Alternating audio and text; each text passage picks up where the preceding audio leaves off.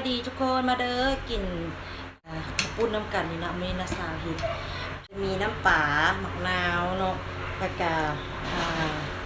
อหย่างเกาะมะเพชรกินเลยเห็ดมาเรื่อยๆเห็ดมาเรื่อยๆแล้วก็ตัดต่ออันนี้เอากินข้าวปุ้นหัวเดียวเนาะคือไล่ลามาแม่แล้วพอผมนั่งกินกูแล้วโอ้โหผมเมื่อย กินข้าวปุ้นเต็มเลยเห็นแล้ววันนี้นาสาวเห็นได้กินแล้วข้าวปุ้นเนาะใส่แม่กินแล้วเราใส่ไข่แกงแม่กินกินใจแม่กินหายแม่ไหมเราต้มไก่3 ตัวก่อน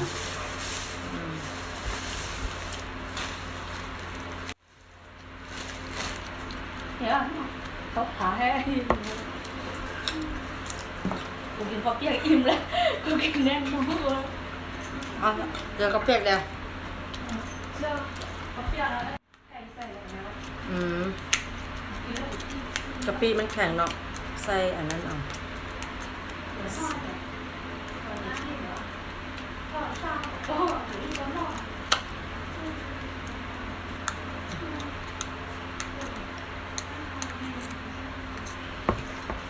เอาค่ะบนมักเซนีกาเนาะกินไปเลย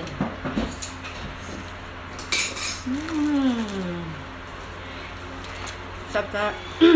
ไม่ได้ฝีมือนักสาวเนาะจับไปเลยมักเพชรนี่กับใบซื้อเนาะเอาน้ำน้องสาวกับเอื้อย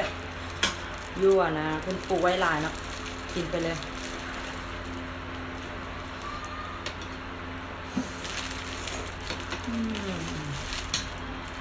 พักกามากับบุ้ยอย่างร้อนนี่หอมมินิกินไปเลยย้ำใส่กันเลยถ้าอยากกินอะไรก็กินเนาะ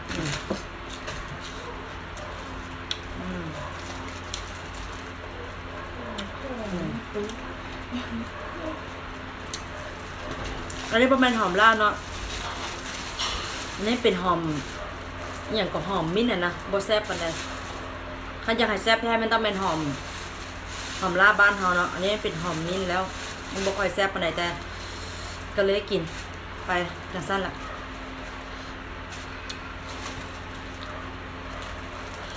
เพราะว่าช่วงนี้กับโควิดเนี่ยของอะไรทั้งหมดมีของอะไรทั้งหมดนะรถจักรยานแล้วก็ทางนี้ด้วยเนี่ยเขาพาเนี่ยกินเยอะ ก่อนน้องมันก็ลาเองน้องมันถึงจะตู้มันก่อนตัวไปเหมือนหน่อแซ่บช้าช้าดีลองเนื้อปลาเป็ดทักกับม้วนใส่รถทำใหญ่แซ่บ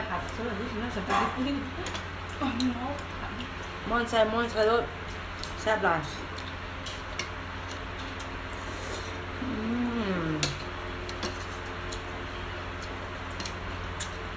cái lại mình cứ căng mình căng xếp lại ไอ้หมักทัวน่ะกินไปเลยแซ่บ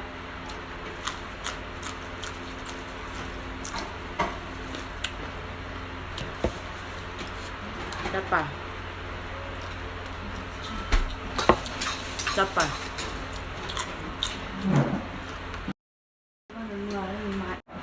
เอามันใส่แกนมาว่ะใส่แกะมาแล้วมันก็มาดิดีแล้วโดนลิดีแล้วcái nào áมากับเลี้ยงเหรอจ๊ะพี่สาวไม่รู้แล้วnó có phải là à ลี้ยง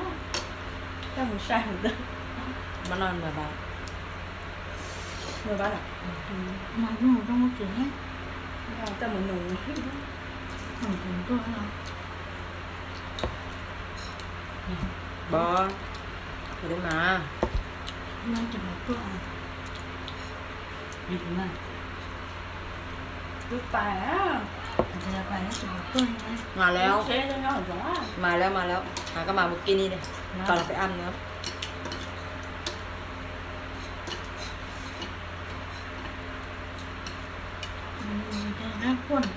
เชื่อเลย หึ มีการค้าว่าเปิดมันเครื่องแต่เนี่ยอย่าง มันจะบอก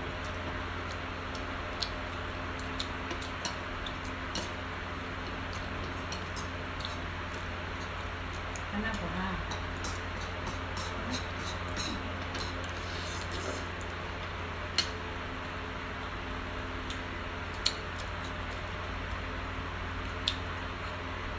ฝากกะปิไปใส่ดู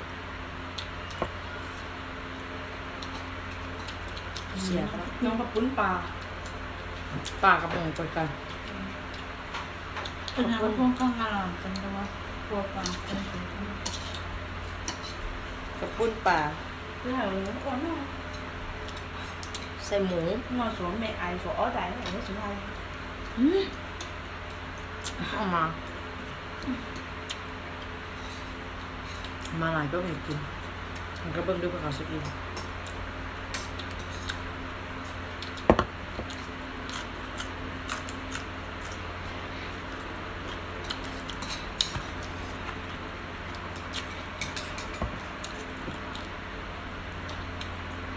ชับ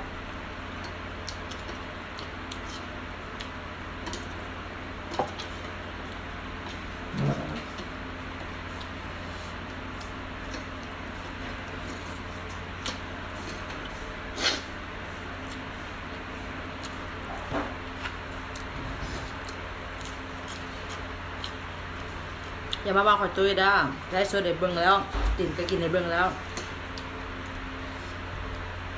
อย่ามาว่าหนูนะ ว่าหนูอ้วน หนูไม่ได้อ้วนแค่อ้วนเฉย ให้ว่าสีขึ้นกิโล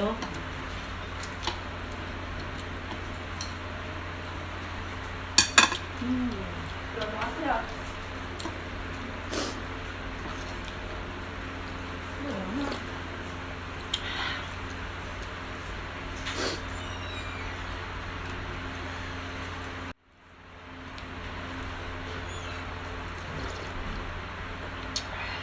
สุดยอด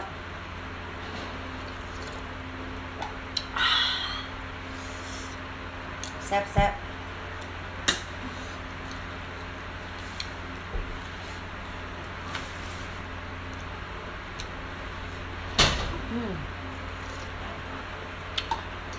หลัง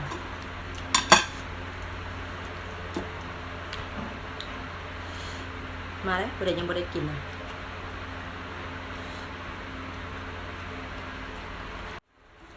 แซ่บหลายกินสมัคร มันเป็นแค่น้ำบอกเขาเอาไปหุ่น หืม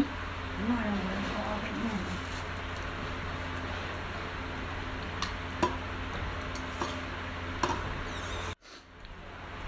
โอเค เราเจอกันคลิป